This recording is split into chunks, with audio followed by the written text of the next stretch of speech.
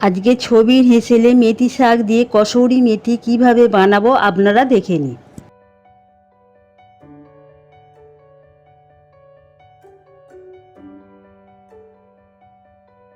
আজকে আমি মেথি শাক থেকে কসুরি মেথি বানিয়ে দেখাচ্ছি।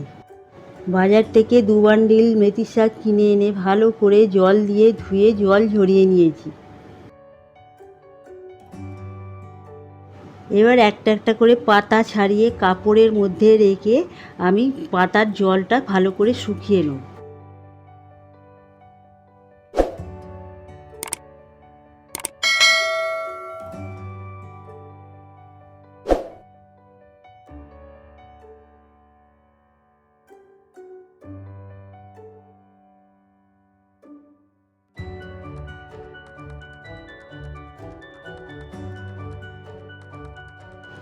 এবার ছাড়ানো মেথি শাকের পাতাগুলো কাপড় দিয়ে চেপে চেপে ভালো করে মুছে নিচ্ছি।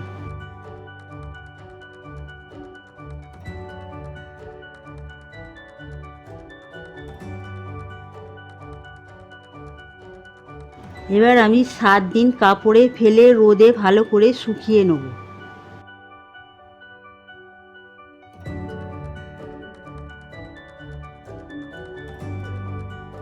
রোদে মেথি শাক শুকিয়ে যাওয়ার পর একটু খড়খড়ে হয়ে গেছে।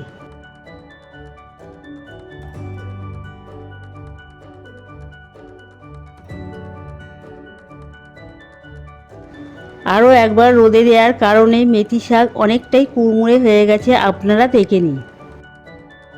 বাড়িতে মেথি শাক দিয়ে কসুরি মেথি বানালে অনেক দিন পর্যন্ত রাখা যায়, আর দোকানের থেকেও গন্ধ খুব ভালো হয়। আমার মায়ের তৈরি করা এই কাসুরি মেথি রেসিপিটা যদি আপনাদের ভালো লেগে থাকে তাহলে সাবস্ক্রাইব করে নিচে থাকা বেল আইকনটা প্রেস করতে ভুলবেন না। চলুন বন্ধুরা, আরও একটা নতুন রেসিপি নিয়ে নেক্সট উইকে আবার আপনাদের সামনে হাজির হয়ে যাব।